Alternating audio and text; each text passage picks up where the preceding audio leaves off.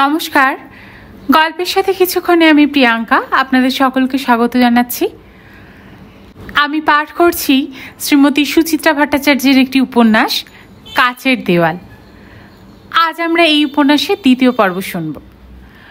গল্প পাঠ শুরু করার আগে প্রতিদিনের মতো আবারও একবার আপনাদের কাছে অনুরোধ, যদি গল্প পাঠ ভালো লাগে তাহলে গল্পটাকে একটা লাইক করে দেবেন, আর সম্ভব হলে ফ্রেন্ডস আর ফ্যামিলির সাথে একটু শেয়ার করবেন। চ্যানেলে আজ যদি নতুন এসে থাকেন তাহলে চ্যানেলটা সাবস্ক্রাইব করে পাশে যে বেল আইকনটি আছে তার অল নোটিফিকেশনটা অন করে দেবেন, তাহলে যে কোনো গল্প আপলোডের সাথে সাথেই সেই নোটিফিকেশন আপনার কাছে পৌঁছে যাবে। আসুন তাহলে আজকের পর্বটা আমরা শুরু করি। সুবীর মুগ্ধ চোখে দেখছিল মেয়েকে। শাড়ি পরে বৃষ্টি আজ একদম অন্যরকম। প্রথমটা তো দূর থেকে চিনতেই পারিনি সুবীর। এই বয়সের মেয়েরা হঠাৎ শাড়ি পরলে কেমন যেন সম্পূর্ণ পাল্টে যায়, একটা সম্পূর্ণ নারী যেন, জীবনের সব রূপ রস বর্ণ গন্ধে ভরা। অনেকদিন পর গোপন অভিমানটা লম্বা নিঃশ্বাস হয়ে বেরিয়ে এলো সুবীরের বুক থেকে। এই মেয়েকে পৃথিবীতে আনতেই চায়নি জয়া। হালকা সুরে পশ্চিমী সঙ্গীত বেজে চলেছে শৌখিন রেস্তোরাঁয়।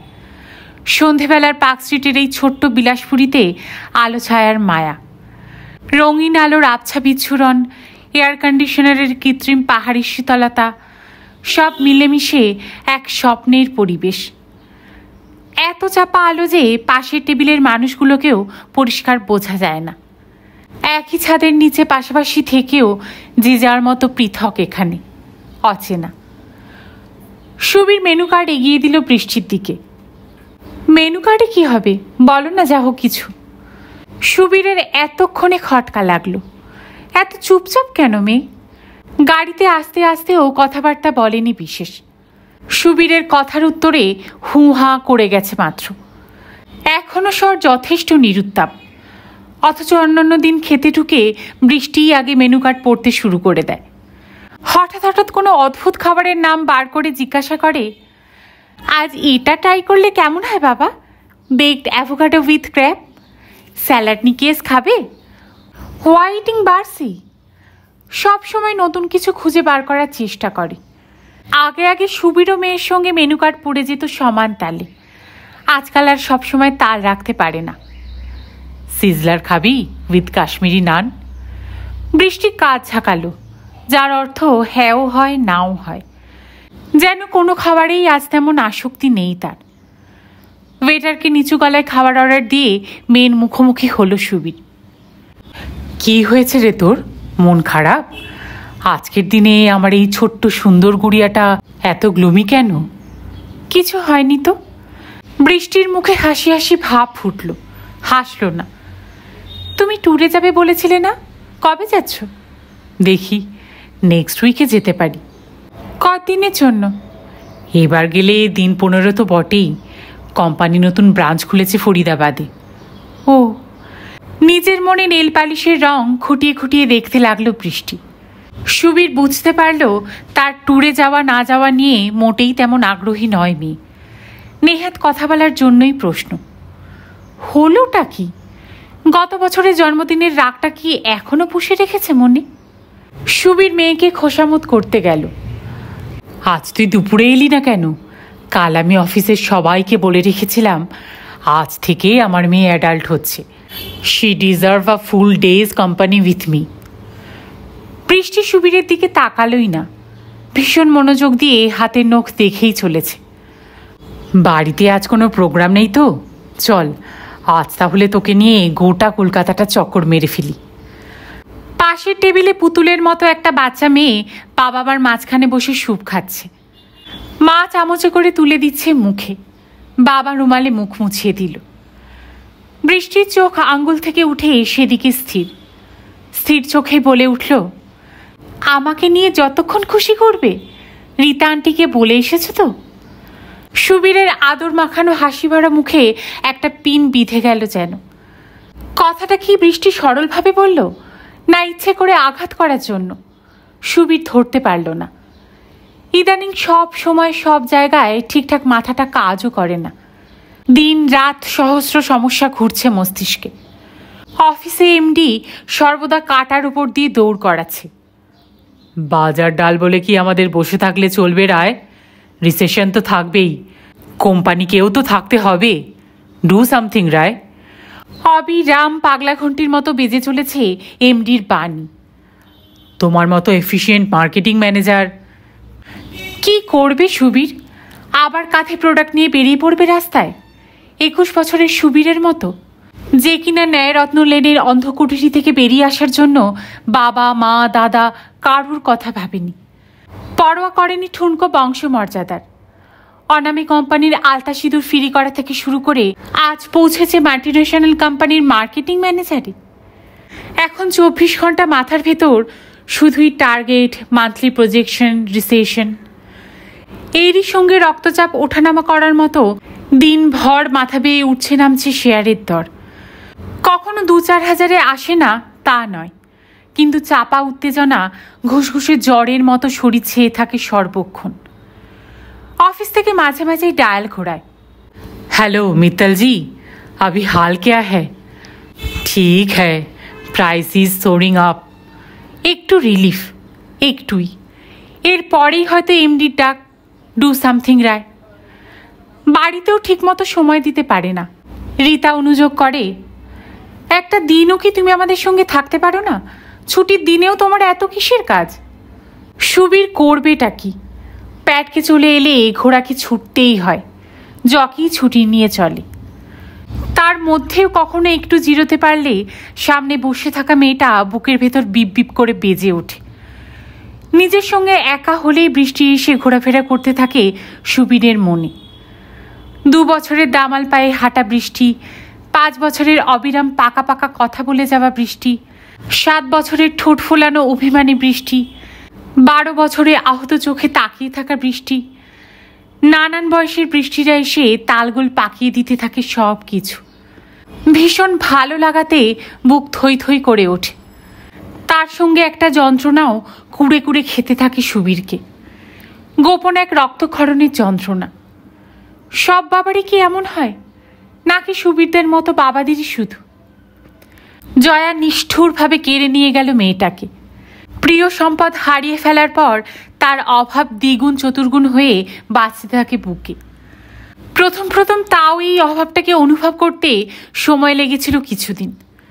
তখনও একটা জেদ, একটা অসহ্য রাগ, পরাজয়ের অপমান সুবীরকে আবিষ্ট করে রেখেছিল।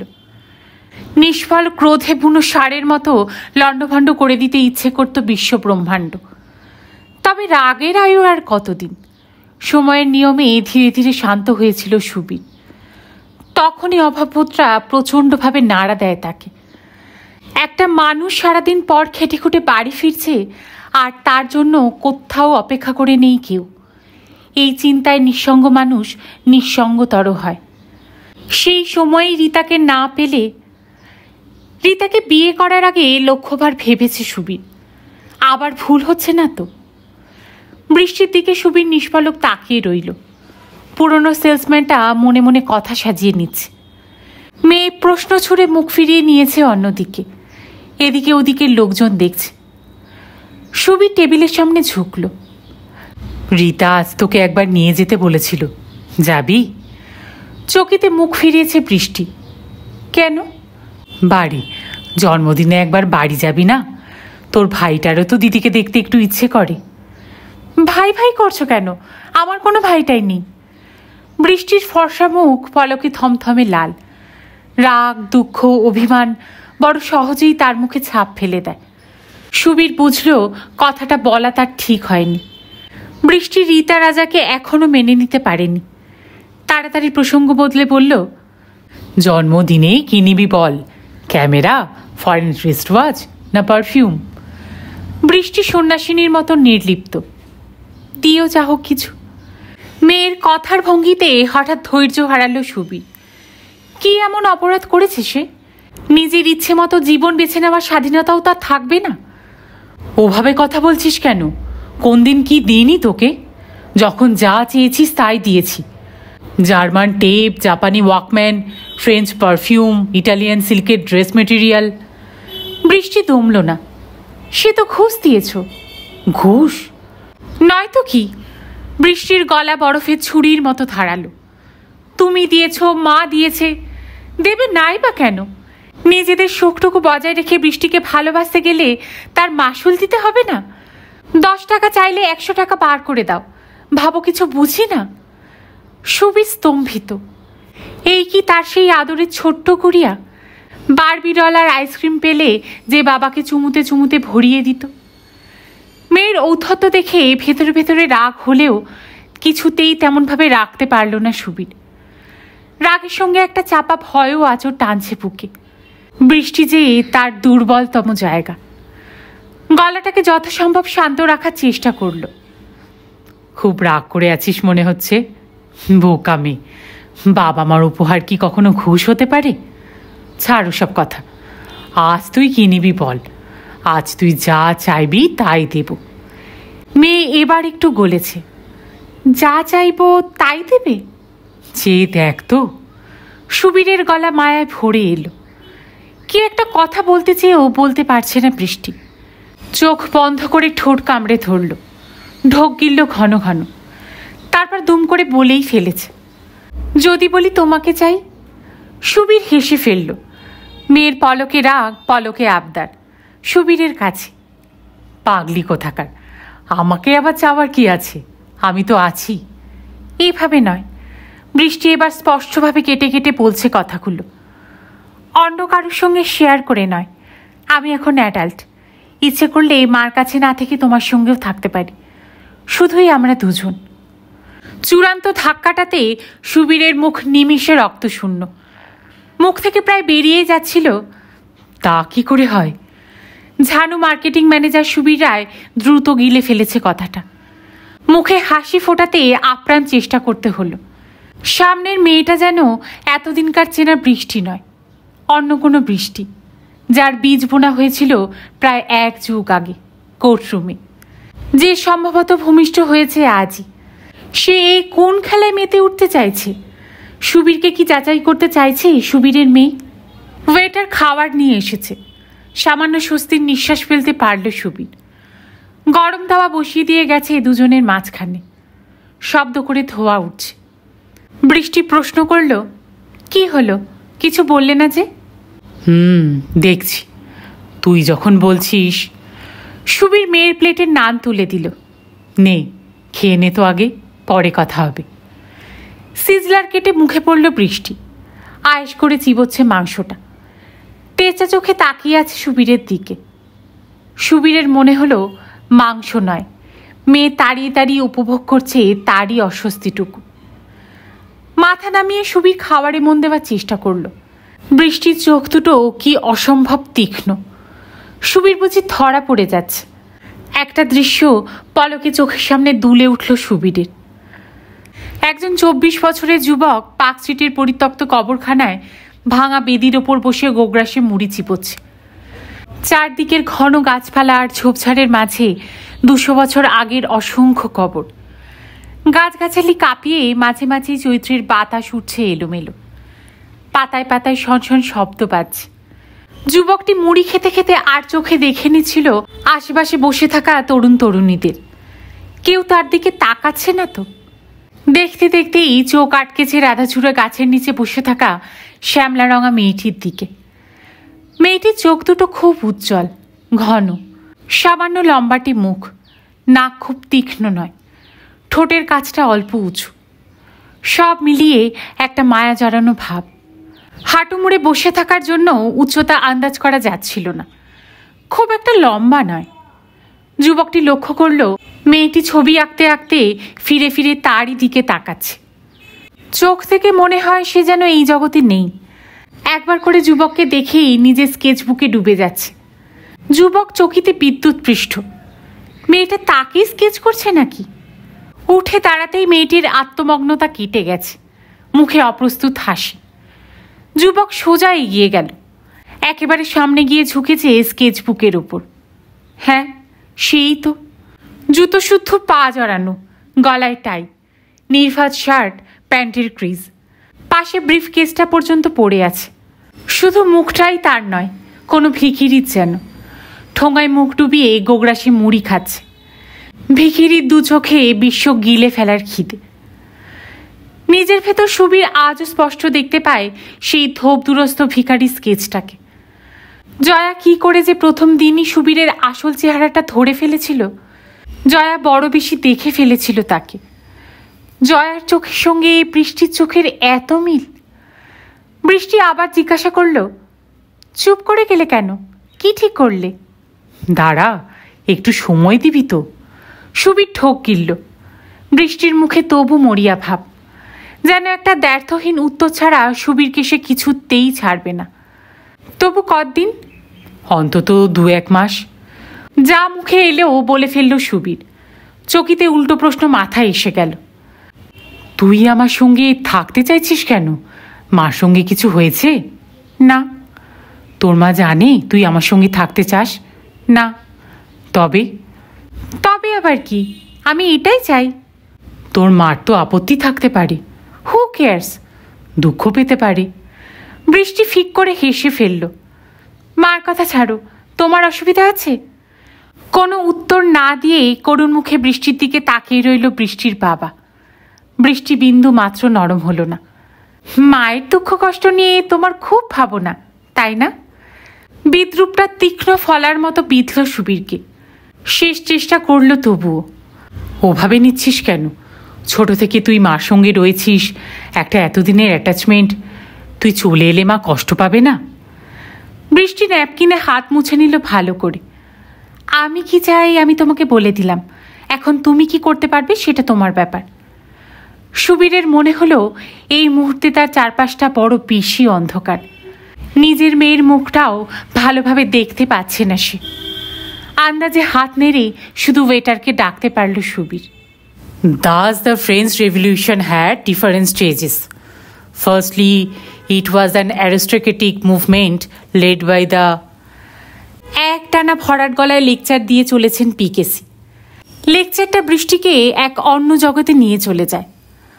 অষ্টাদশ শতাব্দীর ইউরোপ, সেখানকার দুর্নীতি, স্বজন পোষণ, কামনা বাসনা ভরা সে এক অন্ধকার সময়। একটা যুগ চলে যাচ্ছে আর একটা যুগ আসছে। মাঝের সময়টা বড় নিষ্ঠুর।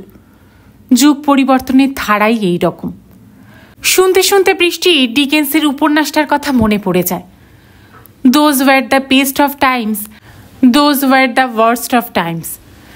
মানুষের হিংস্রতা, ক্রূরতা, অব্যক্ত ভালোবাসা, মহত্ব। দেবাদিত্য কিছুতেই বৃষ্টিকে শান্তিতে তার এই প্রিয় ক্লাসটা শুনতে দেয় না। পেছন থেকে অবিরাম ফিসফাস করে চলেছে। কি না বলছে বৃষ্টিকে। মিনার্ভা, এথেন, উর্বশী। বৃষ্টি বার কয়েক কটমট করে পেছনে ঘুরে তাকালো। সঙ্গে সঙ্গে মুখ নামিয়ে নিচ্ছে। মাথা নিচু করে নোট নেওয়ার ভান করছে পেন বন্ধ করি। বৃষ্টি আবার সামনে তাকালো। পিকেসি ছড়ানো লেকচার গোটাতে শুরু করেছেন। পিরিয়ড শেষ হয়ে এলো। বুর্জোয়াজি এবং পুরোহিত সম্প্রদায় তৎকালীন ফ্রান্সের কৃষকদের নিকট বিশেষভাবে ঋণী ছিলেন। পিকেসির কথা বলার ভঙ্গির সঙ্গে কার যেন খুব মিল। ভালো মামার এক একদিন মেজাজ ভালো থাকলে ভালো মামা এইভাবেই সুন্দর করে ইতিহাসের কথা বৃষ্টিকে শোনায়। সেসব দিন যদিও এখন বিরল। ভালো মামার জীবনে দুর্ঘটনাটা না ঘটলে ভালো মামাও পিকেসি হতে পারত। ডিগ্রি ছাড়াই হিস্ট্রি, ফিলোসফি, পলিটিক্সের ওপর যা দখল। সারাদিনই মোটা মোটা বই ঘাটাঘাটি করছে। বৃষ্টির বুকটা টনটন করে উঠল। কি মরতে যে ভালো মামা কলেজ স্ট্রিটে এসেছিল কোন এক উগ্রপন্থী নেতার বক্তৃতা শুনতে। তখন নাকি বেশিরভাগ কম বয়সী ছেলে মেয়েদেরই রক্ত বিপ্লবের নামে চনমন করে উঠত। বিপ্লব তো হয়েছে ছাই, মাঝখান থেকে ভালো মামার জীবনটাই বরবাদ হয়ে গেল। কেউ কেউ মনে হয় এইভাবেই ছিটকে যায় স্বাভাবিক জীবন থেকে। ঘন্টা পড়েছে। পিকেসি ক্লাস থেকে বেরিয়ে যেতেই দেবাদিত্যের দিকে ঘুরে দাঁড়ালো বৃষ্টি। তুই কি রে, একটা দিনও কি পিকেসির লেকচার মন দিয়ে শুনতে দিবি না? দেবাদিত্যের মুখে নকল গাম্ভীর্য। তুই পিকেসির ক্লাস শুনিস? তো কি করি? খালি তো এই মুখটার দিকে হাঁ করে তাকিয়ে থাকিস কেন রে? আমরা নেই? আমাদের দিকেও তো তাকাতে পারিস। দেবাদিত্যটা এইরকমই বিশ্ব ফাজিল। সারাক্ষণ হা হা করে বেড়াচ্ছে। কলেজের যে কোনো জায়গায় 5-7টা মেয়ে জটলায় একটা ছেলে দেখলে দূর থেকেও বলে দেওয়া যাবে ওটাই দেবাদিত্য।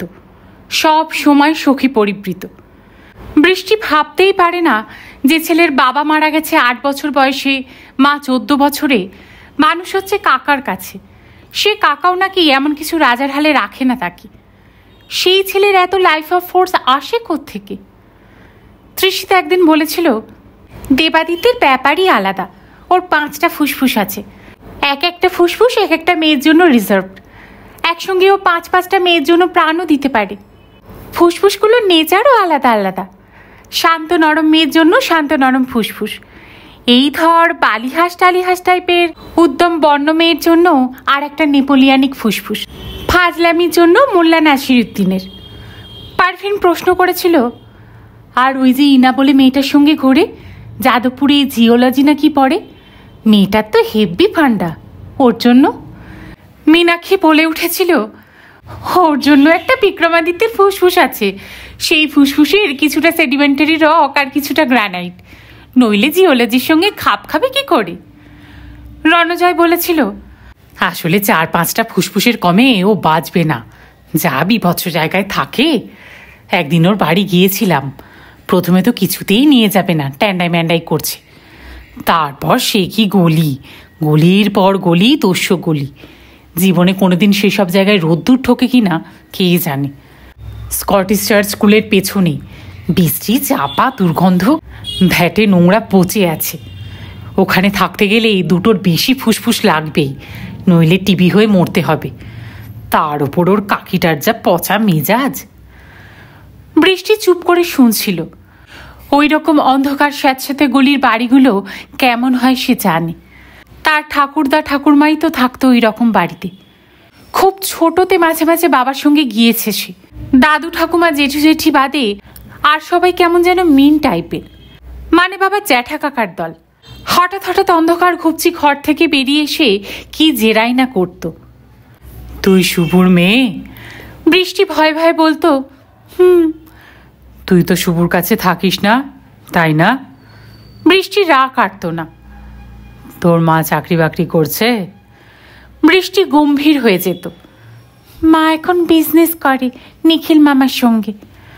শুনে টাক মাথা লুঙ্গি পরা বাবার জাতুতো দাদাটার কি খেকা হাসি। ঘরে ঢুকে জোরে জোরে বউকে বলতো, অনু, সবুর মেয়ের কথা শুনেছ? ওর মা নাকি এখন বিজনেসে নেমেছে। বৃষ্টি তখন হাসিটার অর্থ বুঝতে পারেনি। বাবাকে বলেছিল, মা বিজনেস করে শুনে ওরাও তো হাসাহাসি করছে কেন? বাবা বলেছিল, ওদিকে যেতে হবে না, ঠাকুমার কাছে যা। ওরকম দমচাপা শাওলা ধরা বাড়িতে থাকলে মনটাও বোধহয় ছোট হয়ে যায়। বন্ধু বান্ধবদের চা বিস্কুটের পয়সা কি তোমার বাবা ধার দিয়ে গেছে? দেবাদিত্য হাতের মুদ্রায় বোঝাতে চেয়েছিল কাকি পাগল, বেচারা। বৃষ্টির দেবাদিত্যের ওপর মায়া হয়েছিল খুব। ওই রকম একটা সংসারে আরশোলা টিকটিকির মতো থাকতে হয়, মা বাবা কেউ নেই বলে। থাকলেও কি খুব ভালো হতো কে জানে। হাতের ব্যাগ দিয়ে দেবাদিত্যের পিঠে ঠোক্কর দিল বৃষ্টি। তোর দিকে তাকাতে যাব কেন রে? নিজের মুখ কখনো আয়নায় দেখেছিস? সঙ্গে সঙ্গে ফাজিল ছেলেটা একেবারে কাছে এসে বৃষ্টির চোখে চোখ রেখে বলল, দেখেছি তোদের চোখের আয়নায়। চপ খাওয়াবি? বৃষ্টি হেসে ফেলল। এমন মজার কথা বলে দেবাদিত্য। তার কলেজের বন্ধুগুলো স্কুলের বন্ধুদের থেকে আলাদা। নিষেধের কাঁটাতা তুলতে চাইলেও হ্যাচকা টানে সেটাকে উপড়ে দেবে এইসব বন্ধুরা। টাটকা বাতাসের ধাক্কায় বৃষ্টির মনে একটু আগে জমে থাকা মেঘটা উধাও হয়ে গেল। বাড়ি থেকে বেরিয়ে রনিদের বাড়ির সামনে আসতেই মেজাজ খারাপ হয়ে গিয়েছিল বৃষ্টির। কি তুমুল চিৎকার, তর্জন গর্জন। রনির মা বাবা অশ্রাব্য ভাষায় খিস্তি খেউর করছিল পরস্পরকে। এমন চেঁচামেচি যে বাইরেরও লোক দাঁড়িয়ে গেছে 2-1টা। এমনিতেই বৃষ্টিদের পাড়ায় অন্যর বাড়িতে সচরাচর কেউ উকি দেয় না।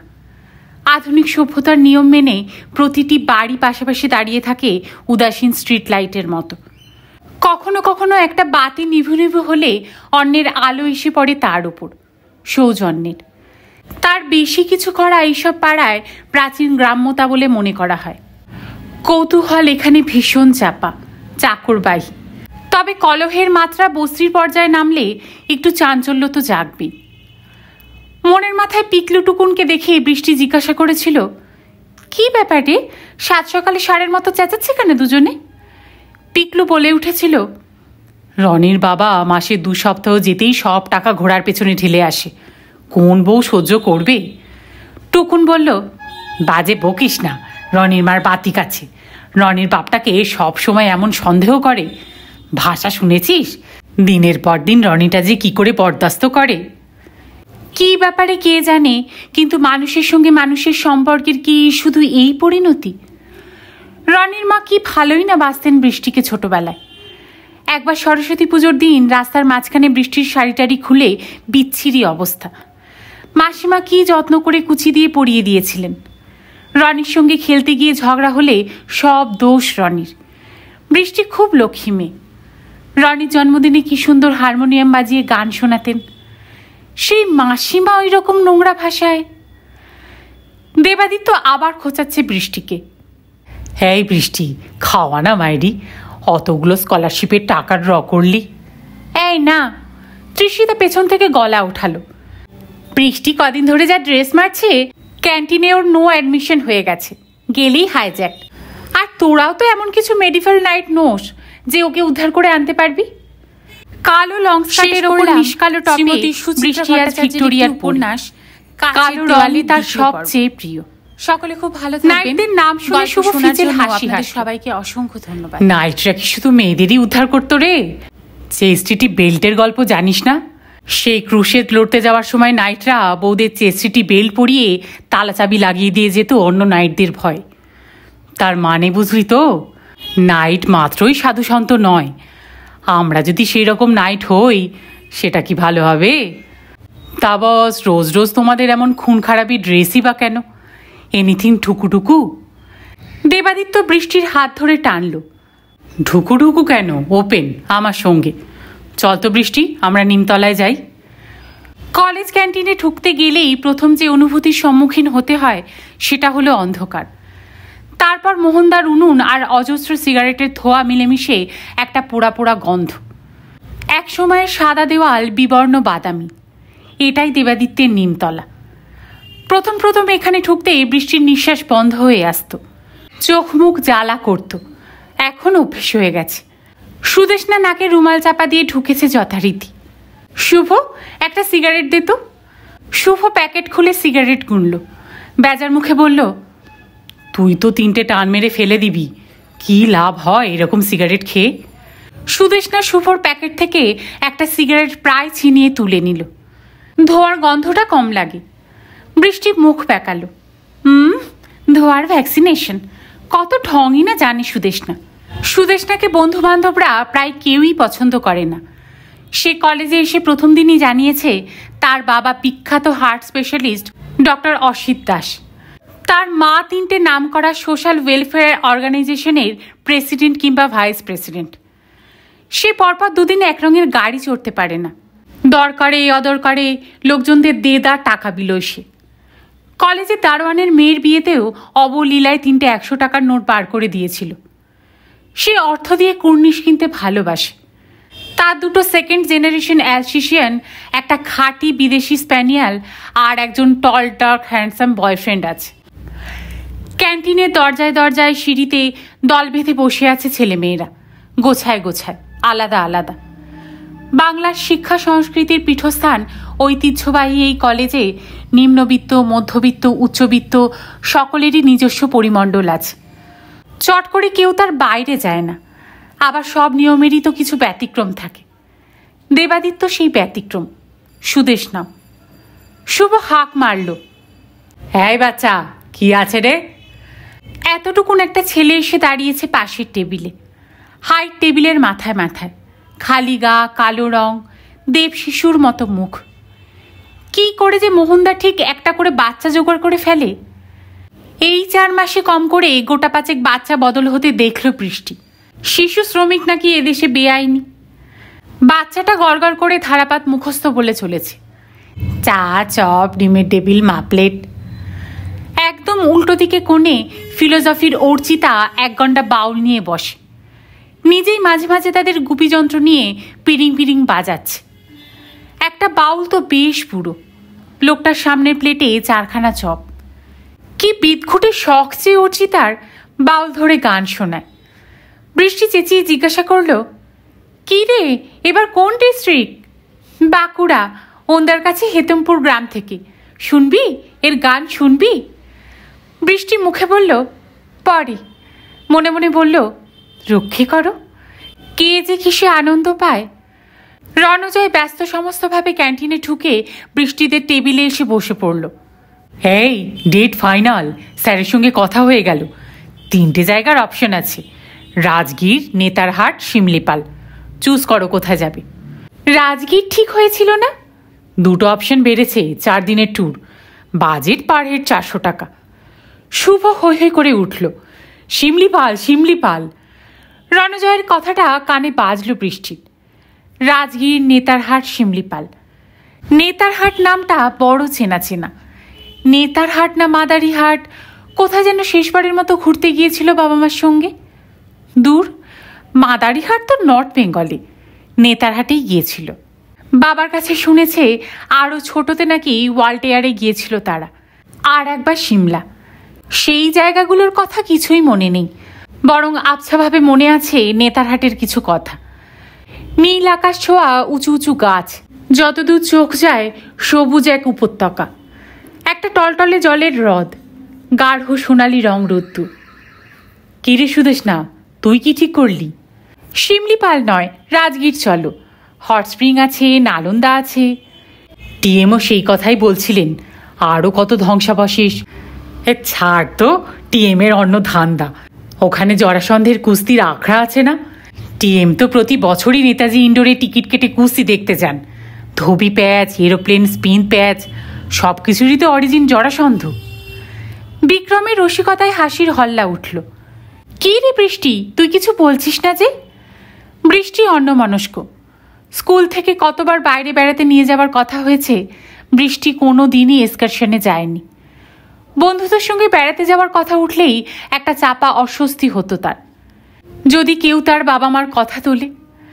বাবা মার ডিভোর্সের ব্যাপারটা স্কুলের সকলেই জানত। ছোটোখাটো খোঁচাও সে কম খায়নি। শম্পা চোখ ঘুরিয়ে ঘুরিয়ে বলতো, তোর তো খুব মজারই সিনচিনি, 2টো বাড়ি, ডবল আদর, তার উপর তোর মা আর বাবা যদি আবার বিয়ে করে তাহলে মোট 2টো মা বাবা। তুই কি লাকি রে। ওই বয়সের ছেলেমেয়েরা এমনই নির্মম হয়। কলেজে ব্যাপারটা অন্যরকম। এখানে কেউ কারুর বাবা মার অতীত নিয়ে সেভাবে কৌতূহলী নয়, অন্তত বৃষ্টির তাই ধারণা। তৃষিতা ঠেলল বৃষ্টিকে। এই বৃষ্টি, কোথায় হারিয়ে গেছিস? ফের নেতারহাট ভোটে জিতছে, এনে অবজেকশন। বৃষ্টির মনে তবুও দ্বিধা, গেলে হয়। কি রে, যাচ্ছিস তো তুই? দেখি, পরে জানাবো। নো পরে ফরে, পরশু টাকা ডিপোজিট করতে হবে। কি রে দেবাদিত্য, তুইও চুপছে। তৃষিতার প্রশ্ন দেবাদিত্য যেন এড়ানোর চেষ্টা করল। আগে তো চপের অর্ডার দে। এই শুভ, দেখ না। শুভ গলা ওঠালো। হ্যাঁ বাচ্চা, 7টা ভেজিটেবিল চপ, সঙ্গে 7 কাপ গরম জল। সুদেশনা রসিকতা পছন্দ করে না। এই না রে, 7টা চপ, 7টা চা। শুভ আয়েশ করে আবার একটা সিগারেট ধরিয়েছে। ফট করে তার হাত থেকে সিগারেটটা কেড়ে নিয়েছে বৃষ্টি। শুভর মতোই আরাম করে টান দিল। আহ, ধোঁয়াগুলো মাথায় ঢুকে কারুকার্য শুরু করে দিয়েছে। জন্মদিনের দিন প্রচণ্ড জোরে টেনে ফেলেছিল, জীবনের প্রথম টান। সঙ্গে সঙ্গে বুকে কি জোরে ধাক্কা, কাশতে কাশতে চোখ মুখ লাল। কাশি থামার পর কুনুই 2টো টেবিলে রেখে চুপচাপ মাথা চেপে বসেছিল অনেকক্ষণ। ক্রমে মাথার ভেতরটা কি আশ্চর্য রকমের হালকা হয়ে গিয়েছিল। বিক্রম চোখ গোল করে তাকিয়ে আছে বৃষ্টির দিকে। বস, তুমি তো বেশ ওস্তাদ হয়ে গেছো, কাউন্টারটা আমায় দিও। বৃষ্টি মনে মনে হাসল। তাকে তো ওস্তাদ হতেই হবে, সে এখন 18। দূরের টেবিলের একজনকে হাত নাড়ল দেবাদিত্য। বৃষ্টি ঘুরে তাকালো। অরিজিৎ রোজকার মতনই একলা এসেছে চা খেতে। এই অরিজিৎ, ওখানে কেন? অরিজিৎ টেবিলের কাছে এলো, কিন্তু বসল না। বস না রে, আমি একটু লাইব্রেরি যাব। এক্সকারশনে যাচ্ছিস তো, কদিনের জন্য তোর লাইব্রেরি কিন্তু বন্ধ থাকবে। ঠাট্টাটা গায়ে মাখল না অরিজিৎ। ইচ্ছে তো আছেই, পরশুই দেখতে পাবি যাচ্ছে কিনা। সুদেষ্ণা বৃষ্টির কানে কানে বলল, বাবার পারমিশন পাওয়ার আগে পর্যন্ত ও ডিসিশন জানাতে পারবে না। পিতৃভক্ত রামের এক কাঠি বাড়া, পিতৃভক্ত রামপ্রসাদ। বউ নিয়ে বিছানায় শোয়ার আগেও বাবার অনুমতি নেবে। সারাক্ষণ বইয়ের পাতায় মুখ গুজে থাকে অরিজিৎ, হাই মাইনাস পাওয়ারের চশমা। বয়সের তুলনায় মুখটা বেশ ভারী, কি দেখলেই মনে হয় যেন কনফুসিয়াসের জীবনপঞ্জি। লাইব্রেরি আর আলাউদ্দিন খলজির ওপর সেমিনার অ্যাটেন্ড করার জন্যই অনেক কষ্টে বেঁচে রয়েছে সে। বৃষ্টির সুবীরের মুখটা মনে পড়ে গেল। তার জন্মদিনের পরপরই ফরিদাবাদ চলে গেছে। যাওয়ার দিন সকালে ফোন করেছিল, গলায় নকল উচ্ছ্বাস ফোটালেও বাবার ঘাবড়ানো ভাবটা এখনো যায়নি। মেয়ের একটা মাত্র আক্রমণেই অবস্থা বেহাল। হায় রে, বাচ্চা ছেলেটা 7টা ডিশ অদ্ভুত কায়দায় ব্যালেন্স করতে করতে টেবিলে এনে রাখলো। ধোয়ার মধ্যে দিয়ে যেন ভাসতে ভাসতে এলো ছেলেটা। বাচ্চাগুলো তো সার্কাসে যেতে পারে রে, তবু একটা হিললে হয়। 2 হাত নেড়ে বাচ্চাটার হাঁটার ভঙ্গি বন্ধুদের নকল করে দেখাচ্ছে দেবাদিত্য। কি হাতের ব্যালেন্স দেখেছিস? শুভ কথাটাকে খুব একটা আমল দিল না। চপে কামড় বসিয়ে প্রশ্ন করল, ড্রিঙ্কস কি কলকাতা থেকেই নেওয়া হবে? বিহারে নাকি দাম কম। তৃষিতা আতকে উঠল, তুই ড্রিঙ্ক করবি? করি তো মাঝে মাঝে একটু একটু, বাবার বোতল থেকে। ধরা পড়ে যাস না? যতটা খাই ততটা জল ঢেলে রেখে দিই। বাবাটাও হেব্বি শেয়ার না, বোতলে দাগ মেরে রাখে আজকাল। সেদিন মার ওপর খুব হম্বিতম্বি করছিল, স্কচ এত লাইট হয় কি করে? এই নির্ঘাত তোমার গুণধর ছেলের কাজ। যেদিন হাতে নাতে ধরবো। বৃষ্টি লক্ষ্য করলো হাসতে হাসতে শুভর চোয়াল শক্ত হয়ে যাচ্ছে, মুখ চোখ টান টান। তুমি শালা নিজের বন্ধু বান্ধব নিয়ে মাল খেয়ে হল্লা করবে, রাত দুপুর অবধি ব্লু দেখবে, আর ছেলেদের বেলায় নীতি ঝরে পড়ছে। হিপোক্রেট। দেবো একদিন একখানা ক্যাসেট হাফিস করে। রাজীবদের ফ্ল্যাটটা তো ফাঁকাই। এই কি হচ্ছে? রণজয় ধমকে থামানোর চেষ্টা করলো শুভকে। হবে আবার কি, আমার কাছে কোনো রাগ ঢাক গুড়গুড় নেই। শুভ বেপরোয়া। নিজের বাপ বলে কি ধোয়া তুলসী পাতা নাকি? যা ফ্যাক্ট শুভ সেটাই বলবে। অবাক চোখে শুভকে দেখছিল বৃষ্টি, অনেকটা যেন তার মনের কথাই বলছে শুভ। মিনিট খানেক টেবিলে সবাই নীরব। থমথমে আবহাওয়াটা কাটাতেই বোধহয় বিক্রম বলে উঠল, রণজয়, পারভিন যাবে না? রণজয় চোখ কুচকে তাকালো বিক্রমের দিকে। আমি কি করে বলবো বল? বিক্রম আবার জিজ্ঞাসা করল, ও আজকে কলেজে আসেনি কেন রে? চপে কামড় দিয়ে অন্যদিকে মুখ ফিরিয়ে নিল রণজয়। আমাকে জিজ্ঞাসা করছিস কেন? ওর বাড়ি থেকে ছাড়বে ওকে? বিক্রমের মুখে তবু নিরীহ জিজ্ঞাসা। তৃষিতা, সুদেষ্ণা, দেবাদিত্য সবাই মুখ টিপে টিপে হাসছে। বৃষ্টি বুঝলো একটা নাটক চলছে, কিন্তু কি যে ঘটছে সেটা সে ঠিক ঠিক ধরতে পারছে না। বোকা বোকা মুখে তৃষিতার দিকে তাকালো। তৃষিতা বৃষ্টির কাছে মুখ নিয়ে ফিসফিসিয়ে বলল, সেদিন রণজয়কে আমাদের সঙ্গে সিনেমায় যেতে বললাম, গেল না, মনে আছে? সেই দিনই সন্ধেবেলায় নিউ এম্পায়ার থেকে পরভিনের সঙ্গে বেরোচ্ছিল, মীনাক্ষী দেখেছে। বেগবাগানের মোড়েও পরশু বিকেলে। রণজয় তৃষিতার ফিসফিস কথায় হঠাৎ ভীষণ খেপে গেল। তোদের কি আর কোনো টপিক নেই? সব কিছুরই একটা লিমিট আছে। দেবাদিত্য আর চুপ করে থাকতে পারল না। ঠিকই তো, এমনভাবে সবাই রণজয়কে আঙ্গুল দেখাচ্ছে যেন রণজয় একাই মাছরাঙা। এদিকে আমি যে অবিরাম পুকুরে ঠুকরে যাচ্ছি সেটা কেউ পাত্তাই দেয় না। ঘন গুমট আবহাওয়াকে ফুরফুরে করে তুলতে সত্যি দেবাদিত্যের কোনো জুড়ি নেই। গুম হয়ে যাওয়া শুভ পর্যন্ত হেসে ফেলল। ঠিক এই মুহূর্তে যে ঘটনাটা ঘটলে সকলেই আশ্চর্য হয়ে যেত সেটাই ঘটল। ক্যান্টিনে ঢুকছে স্বয়ং পরভিন, সঙ্গে মীনাক্ষী। এদিকে ওদিকে তাকিয়ে বন্ধুদের খুঁজছে। দেবাদিত্য সুর ভেজে উঠল, এই মাছ এসে পড়, টেবিলেতে বসে পড়। রণজয় আর থাকতে পারল না, হিংস্র চোখে সবার দিকে তাকিয়ে উঠে গেল টেবিল ছেড়ে। পরভিন সরল মুখে জিজ্ঞাসা করল, আমাদের দেখে রণজয় উঠে গেল কেন রে? ও কিছু না। হাত দিয়ে মাছি তাড়ানোর ভঙ্গি করলো দেবাদিত্য। ওই নেতারহাটে এক্সকারশনে যাওয়া হচ্ছে, সেখানে কটা বোতল নিয়ে যাওয়া হবে তাই নিয়ে রণজয়ের সঙ্গে শুভ ঝগড়া হচ্ছিল। বোতল কেন? পরভিনের চোখে অপার বিস্ময়। ছিপি খুলে খাওয়ার জন্য ভাই, তুমি ড্রিঙ্কসের নাম শোনোনি? দেবাদিত্যের ঠাট্টায় পরভিন হোঁচট খেল। পরভিন নিচু গলায় প্রশ্ন করল, ড্রিঙ্ক করলে মুখ থেকে খুব গন্ধ বেরোয় না রে? বিক্রম হা হা করে হেসে উঠল। নিশ্চয়ই বেরোয় কুকুমণি, তুমি খাবে? 5 দিন মুখ থেকে গন্ধ বেরোবে মিনিমাম। সুদেষ্ণা বলল, কেন এত ভয় দেখাচ্ছিস ওকে? না রে পারভিন, তুই জিন খেয়ে দেখতে পারিস, জিনের গন্ধ বেশিক্ষণ থাকে না। চল নেতারহাটে তোকে টেস্ট করাবো। পারভিনের মুখটা হঠাৎ কেমন কাঁদো কাঁদো হয়ে গেল। তার গলায় মিনতির সুর। এই বৃষ্টি, তৃষিতা, তোরা একবার আমার বাড়িতে গিয়ে বলবি, ছেলেরাও যাচ্ছে সে কথা বলার দরকার নেই, বলবি কম্পালশন, লেডি প্রফেসরেরাও যাবে। পারভিনের কথা শুভ বিরক্ত হলো। কেন, আমরা কি বাঘ ভাল্লুক নাকি? মেয়ে দেখলেই গপ করে খেয়ে ফেলবো? পারভিনের চোখে অসহায় ভাব।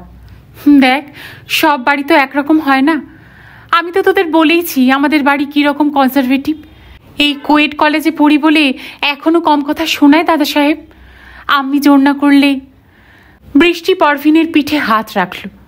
ডোন্ট ওয়ারি, আমরা এমনভাবে তোর বাড়িতে গিয়ে ভয় দেখিয়ে আসবো যেন না গেলে কলেজ থেকেই তোকে। তার সঙ্গে বলে দিস নেতারহাটে মোগল পিরিয়ডের প্রচুর রেলিক্স আছে। দেবাদিত্য ফুট কাটল। নতুন খোঁড়াখুড়িও শুরু হয়েছে। যদি জানতে পারে গুল মারছি?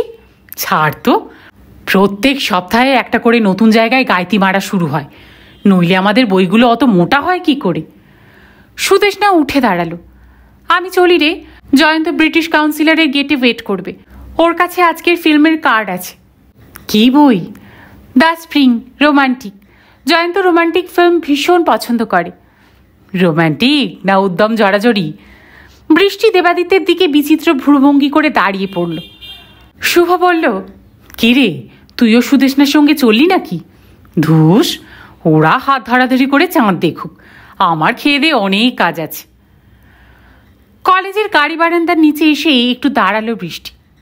পুরনো আমলের ভারী থামগুলোর পাশে জোড়ায় জোড়ায় ছেলেমেয়েরা প্রেমের ক্লাসে মগ্ন।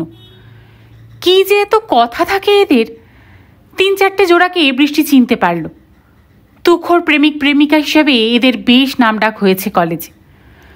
শেষ থামের পাশে বসা ভাস্বতী আর সন্দীপকে নিয়ে উপকথাও চালু হয়ে গেছে। মীনাক্ষী বলেছিল অর্চিতা নাকি গান বেঁধেছে ওদের নিয়ে, গ্রামেগঞ্জে বাউলদের দিয়ে নাকি সেই গান গাওয়াবে। সন্দীপ নাকি ভাস্বতীকে বলে, আমি তোমাকে ভালোবাসি। ভাস্বতী বলে, জানি। সন্দীপ বলে, তোমার ফিলোসফির নোটটায় ভুল আছে। ভাস্বতী বলে, জানি। সন্দীপ বলে, তোমার বাবা আমাকে দেখলেই চটে যায়। ভাস্বতী বলে, জানি। সন্দীপ বলে, তোমাকে নিয়ে একটু ঝোপের আড়ালে যেতে ইচ্ছে করছে। ভাস্বতী বলে, জানি। তারপর দুজনে হাত ধরাধরি করে উঠে যায়। তারপরে দৃশ্যগুলো অ্যাডাল্ট। এই নিয়েই হবে অর্চিতার গান, ময়মনসিংহ গীতিকার সুরে। বৃষ্টির ঠোঁট কামড়ালো। প্রেমের শেষ দৃশ্য তো রনির মা বাবা কিংবা তার নিজের। রোমিও জুলিয়েটের বিয়ে হলেও শেষ পর্যন্ত হয়তো একই অবস্থা হতো। জুলিয়েট কৌটো ছুটছে, বাসন ভাঙছে। রোমিওর আগে গড়গড় করতে করতে হিংস্র নেকড়ের মতো গোটা বাড়ি দাপাচ্ছে। আর শহরের লোক তালি দিয়ে মজা দেখছে। হাঁটতে হাঁটতে কলেজের বাইরে চলে এলো বৃষ্টি।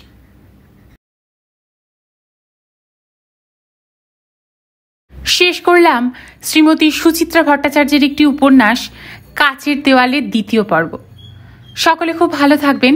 গল্প শোনার জন্য আপনাদের সবাইকে অসংখ্য ধন্যবাদ।